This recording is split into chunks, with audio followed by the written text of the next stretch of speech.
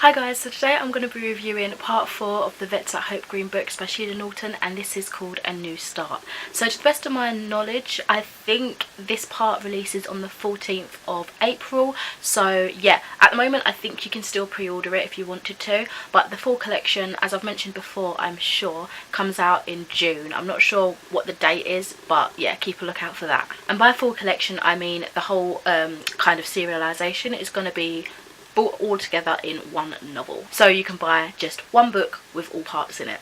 Seeing as I've been reviewing all of the books so far, I thought it'd be nice to round up my whole feelings and everything and summarise book 4 and kind of tell you how I feel about that. Once again, I gratefully received this via the author and publishers over on Netgalley, but again that doesn't, you know, alter my opinion or anything like that.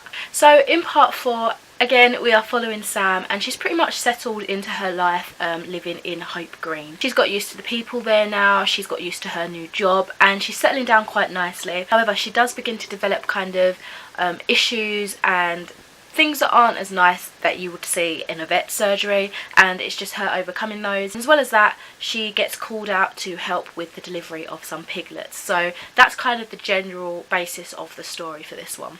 Once again, I gave this 5 stars. If I was to read the whole book as a collective, I think the whole book would definitely get 5 stars because everything I've read has been up to that standards for me personally. Honestly, I can't describe this series, book, however you want to call it, any better than just a sweet, realistic story, something that I really gripped onto and really enjoyed. So if you remember from the 3rd book, we were left with quite a cliffhanger involving Nana Peggy, and I was obviously really kind of, you know, shocked to see what would happen. I didn't know what had actually happened to Nana Peggy, and I feel like going into this book it was dealt with quite quickly in the beginning.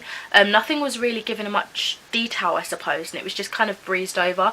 Although I'm glad with the outcome of that situation, I would have liked to have been more involved in that part of the story rather than just a quick, oh, this happened, next thing, you know what I mean? So I was happy with the story of it generally. I was just a little bit displeased with the fact that I didn't get to see anything happen, really, if you know what I mean. But honestly, there were more pressing concerns with Sam that I did want to get to, so even though I feel bad that we didn't get much time with Nana Peggy's little story, I do understand that there were more important things going on later on in the book.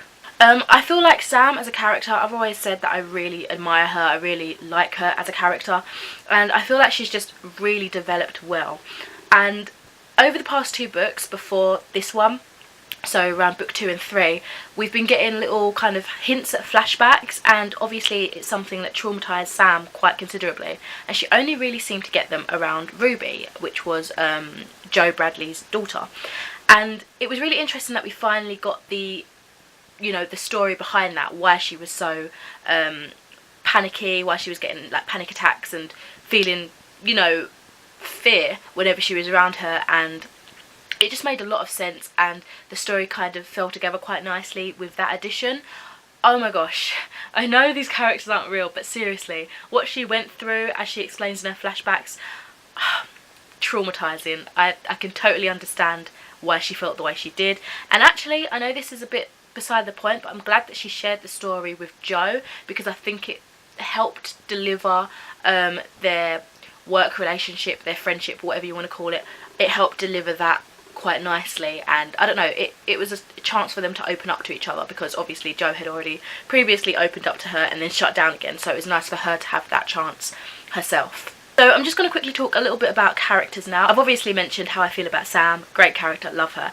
Joe Bradley. So for the majority of the books I really disliked him. I mean, he had great, you know, reason behind why he was such a mean person, but it's not enough in my opinion for him to then go on and lash out at other people. I mean, I can totally understand how people deal with certain things differently.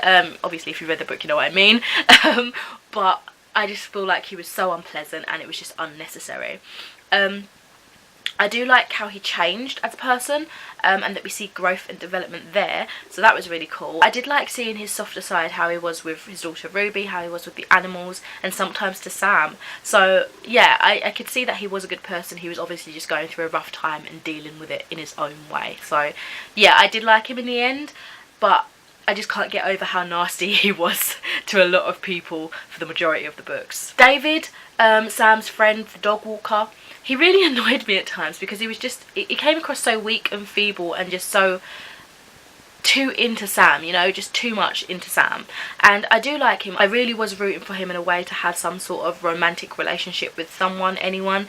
But ultimately, although I liked him as a character, he just was too much at times, like too caught up in how he felt about Sam and didn't really regard her own emotions, if that makes sense. Nana Peggy, I didn't feel like she was in this too much. Like, I would have loved more of her. I always say that she's just such a good character. I love how like feisty she is, but she's just coming from a good place, you know, in her heart she cares for people. I just like her abruptness and her kind of attitude towards life. But yeah, it would have been nice to have her a bit more in this. But yeah, good character, love her. I didn't like the minor comeback of Claire. I feel like that relationship should have just been severed between her and Sam. Honestly, I felt a little bit bitter towards the whole thing. There's a whole big reason, which was quite elaborate actually. I wasn't expecting it to go the way that it went, because obviously we was like, what's going on in the last book? But yeah, it was an interesting kind of wrap up of that little storyline, but I would have preferred if she had never returned. I just really didn't like her after she was so rude when she visited Sam and Nana Peggy. In terms of community and the village like spirit and that, we didn't have too much of that in this one either. It was definitely more, I would say, focused on Sam and her development as a character and just intimate relationships between certain characters in the village with Sam, which was really nice, especially for the last book because it kind of rounded everything up nicely. But in saying that, I did miss kind of like the village atmosphere and that, and I think the last part of this book was centred around like Christmas time, and I would have liked more description about how the village looked, because I think that would have sounded so beautiful. I could just imagine it. So I wish we would have got a little bit about that. But I'm generally pleased with the more heavy emphasis on character development here. Again, I felt like Sheila Norton added some useful information through her storytelling. I think I mentioned before about something, I can't remember what it was at the top of my head, but in this one she mentioned that you shouldn't have lilies in the house with a cat because it's quite poisonous to them.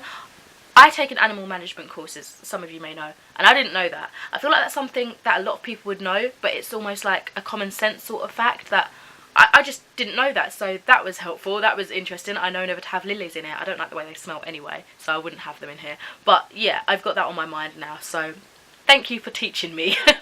Oh, in terms of predictability, there wasn't a lot of it in this book. There was one point on the pig farm where I was predicting something to happen, but honestly it just happened so fast and so sudden and in a roundabout way similar to how I had envisioned it, but it was just so fast that I was shocked, and once again I was struck with empathy and anxiety for Sam. So even though I did predict a little bit of what was going on, it didn't spoil my experience. I still really enjoyed it. So much happened in this final part, but it definitely wraps up everything beautifully. Again, it was another quick read. I just whizzed through it. Really enjoyable. Really, I wouldn't say fast paced in terms of action, but you know, it's just, I can read it really quickly. You know, it's not thrilling because I don't mean it's scary, but it was just a pleasure to read, I suppose. I absolutely loved every minute of this. I was left positively beaming throughout the whole thing, even when I probably shouldn't have. The whole feel of the book just makes me happy. So yeah. Overall, I would highly recommend this series. Again, this is coming from someone who generally adores fantasy novels, and I'm reading like a general fiction adult book, so with a little bit of romance in it. But yeah, this was a great series. I am so happy that Sheila Norton is pushing herself out there some more. I would love to read some more of her books. Great series, totally recommend it. And yeah, I just wish her good luck for the official release of the main book. So that's it for this review. I don't have a spoilery section. I thought I might have had some spoiler points, but doesn't seem I do. But if I do find any, I'll just put them down in the description or something and warn you beforehand. But yeah, thank you very much for watching. Let me know if you've read this book or if you've been reading the series so far, and I will join in a conversation with you or something. But yeah, thank you very much for watching, and I'll speak to you next time. Bye.